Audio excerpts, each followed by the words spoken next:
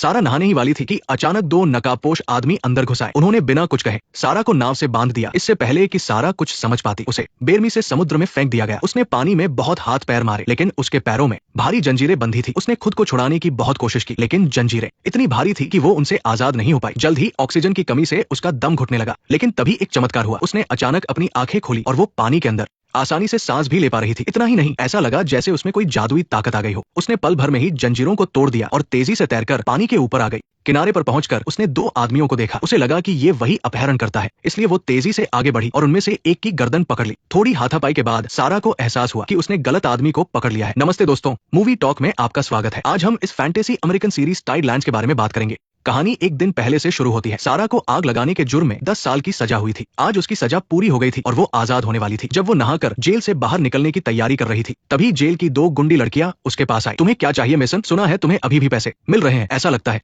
कि इन 10 सालों में सारा ने जेल में बहुत कुछ झेला है। इसके बाद उसने अपना सामान लिया और उस महिला जेल से बाहर आ गई जहां उसने 10 साल बिताए थे। उसके चेहरे से साफ पता चल रहा था कि उसने अंदर बहुत तकलीफें सही है। पैसे न होने के कारण उसे पैदल ही घर जाना पड़ा। तभी एक पुलिस की गाड़ी वहां आई। दरअसल पुलिस वाला मैट सारा के स्कूल का दोस्त था। मैट की मदद से सारा जल्द ही अपने घर पहुंच गई। उसने धीरे से दरवाजा खोला, लेकिन घर में कोई नहीं था। उसने मेज पर रखे कुछ खुले पैसे उठा लिए ताकि बाद में काम आए, और फिर अपने परिवार को खोजने लगी। देखते ही देखते 10 साल बीत गए थे और दोनों भाई बहन अब बड़े हो चुके थे। सारा ने पिता की वसीयत निकाली और कहा कि घर और नाव का आधा हिस्सा उसका है और उसे अपना हिस्सा चाहिए। ऑगी ने कहा कि उसे किसी जरूरी काम से बाहर जाना है और वो रात को लौटकर वसीयत के बारे में बात करेगा। ऑगी के जाने के बाद सारा एक वकील के पास गई। वो जानना चाहती थी कि उसके पिता उनके लिए कितनी संपत्ति छोड़ गए हैं। वकील ने बताया कि उसके पिता ने काफी सारे पैसे छोड़े थे, लेकिन सारा के हिस्से के पैसे उसकी माँ के पास है। रात के समय सारा अपनी माँ के बार में गई। बार का बिजनेस अच्छा चल रहा था। उसने एक ड्रिंक ऑर्डर की और जैसे ही वो पैसे देने वाली थी, उसकी माँ वहां आ गई। तुम्हें लगा था कि मैं तुम्हें वापस ले आऊंगी, मैं तुम्हें वापस ले आती। जेल में बिताए उन सालों में भी तुम्हारे कुछ सपने थे।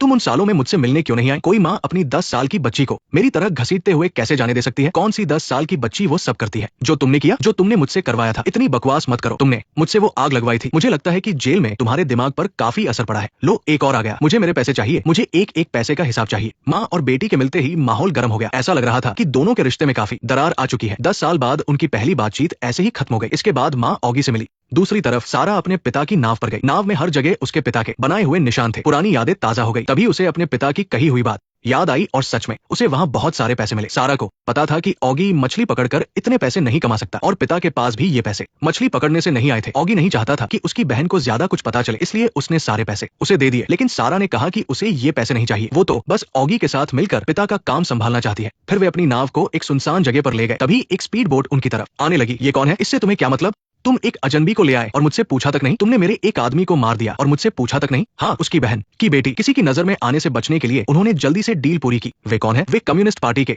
संगठन से हैं। क्या वे हैं? हाँ, मुझे पता है। वे देखने में तो ठीक लग रहे हैं, लेकिन क्या तुम इन्हीं को फंड कर रहे हो? इस तरह क्लोई सफलतापूर्वक अपने भाई ऑगी की टीम में शामिल हो गई, लेकिन उसके आने से टीम का एक सदस्य जिम नाराज हो गया। आखिरकार ऑगी ही टीम का बॉस था, इसलिए उसके फैसले का विरोध करने की हिम्मत किसी में नहीं थी। असल में ऑगी एक ड्रग माफिया था। बाहर से वे मछली पकड़ने वाली एक टीम थे, लेकिन छुपकर वे ड्रग्स की स्मगलिंग करते थे। वे सालों से टाइडलाइनर्स के साथ काम कर रहे थे। क्योंकि वे बहुत रहस्यमयी थे, इसलिए डील के अलावा वे किसी और को अपने इलाके में आने नहीं देते थे। अगर कोई पकड़ा जाता तो वे चेतावनी देने के लिए उसे जान से मार देते थे। यहाँ तक कि लोकल पुलिस भी इसमें दखल देने से डरती थी। इसके बाद क्लोई अपना मन बहलाने बीच पर गई। तभी एक टाइडलाइनर औरत उसके पास आई और उससे कुछ अजीब सी बातें कहने लगी।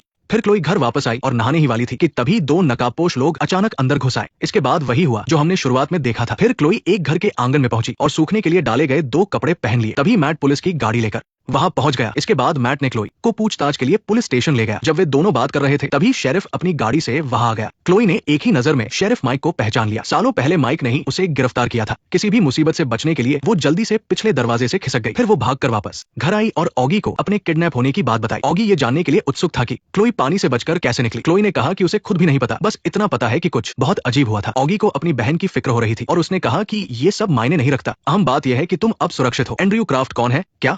क्लोई की सुरक्षा के लिए ऑगी ने जाते समय उसे एक बंदूक दी और कहा कि वह अपनी सुरक्षा के लिए अपने आदमी जिम को भेजेगा। इसके बाद वो छानबीन के लिए चला गया। वहीं दूसरी तरफ माँ रोजा जिम से पूछ रही थी कि उसने क्लोई को क्यों नहीं मारा। असल में ये सब माँ रोजा का ही प्लान था। तभी ऑगी ने जिम को फोन किया और उसे घर जाकर क्लोई की सुरक्षा करने को कहा। इससे उसे क्लोई को जान से मारने का एक अच्छा मौका मिल गया। दूसरी तरफ क्लोई ने बाथटब को पानी से भर लिया। वो आजमाना चाहती थी कि क्या वो वाकई पानी के अंदर सांस ले सकती है। फिर उसने खुद को पूरी तरह से पानी में डुबो दिया। जल्द ही ऑक्सीजन की कमी से उसका दम घुटने लगा, लेकिन तभी अचानक उसने अपनी आंखें खोली और फिर मुंह खोलकर पानी के अंदर सांस लेने लगी। घबराकर वो जोर से चीख पड़ी और ये सब बिल्कुल उसी समय वहाँ पहुंचे जिम ने देख लिया। क्लोई की चीख सुनकर वो पूरी तरह से सन्न रह गया, क्योंकि किसी आम इंसान के लिए इस तरह गूंजने वाली आवाज निकालना मुमकिन नहीं था। क्लोई ने उससे पूछा कि वो यहाँ क्या कर रहा है और उसके हाथ में बंदूक क्यों है। जिम ने बताया कि ऑगी ने उसे सुरक्षा के लिए भेजा है। क्लोई ने कहा कि उसे किसी सुरक्षा की जरूरत नहीं है और गुस्से में उसने जिम को घर से बाहर निकाल दिया। रात में क्लोई अपनी माँ से मिलने एक बार में गई, जहाँ उसने देखा कि उसकी माँ उसके पिता के दोस्त टॉम के साथ थी। ये देखकर वो तुरंत भड़क उठी और दोनों माँ बेटी के बीच बार में बहुत जोरदार बहस हो गई। शुक्र है कि सही समय पर ऑगी वहाँ आ गया और मामले को शांत किया। बार बंद होने के बाद तीनों एक साथ बैठे। 10 सालों में ये उनकी पहली मुलाकात थी। असल में सालों पहले उसकी माँ की पड़ोसियों से कुछ अनबन हो गई थी, तो उसने गुस्से में क्लोई को आग लगाने के लिए भड़काया था, जिसका नतीजा ये हुआ कि पड़ोसियों के परिवार के चारों लोग उस आग में जलकर मर गए। इस वजह से क्लोई को 10 साल की जेल हुई थी। जेल में रहने के दौरान उसकी माँ कभी उससे मिलने नहीं आई, इसीलिए उसके मन में अपनी माँ के लिए नफरत भर गई थी। उसे लगता था कि उसकी माँ ने उसे जानबूझकर फंसाया था। उसे ये भी शक था कि इस बार किडनैप करवाने में भी उसकी माँ का ही हाथ है। क्लोई के सवालों का जवाब देते हुए उसकी माँ ने इस बात से साफ इनकार किया और कहा कि उसे इस किडनैपिंग के बारे में कुछ नहीं पता। उसने बताया कि वो इन 10 सालों में बहुत पछता रही थी और उसे अफसोस था कि उसने क्लोई से ऐसी बेवकूफी करवाई। फिर उसने 10 लाख का एक चेक निकाला ताकि वो क्लोई के इन सालों के दुख दर्द की भरपाई कर सके, लेकिन क्लोई ने उसे लेने से मना कर दिया और वहां से उठकर चली गई। अगले दिन रोजा ने फिर जिम से पूछा कि क्लोई अभी तक जिंदा क्यों है, लेकिन जिम ने कह दिया कि वो अब ये काम नहीं करना चाहता। रात को क्लोई बंदरगाह पर अकेली टहल रही थी। अचानक टॉम उसके पीछे आ गया और इससे पहले कि वो कुछ समझ पाती, टॉम ने आगे बढ़कर उसे समुद्र में धक्का दे दिया। उसने बचने की बहुत कोशिश की, लेकिन टॉम से आजाद नहीं हो पाई। जब तक कि वो पानी के अंदर आसानी से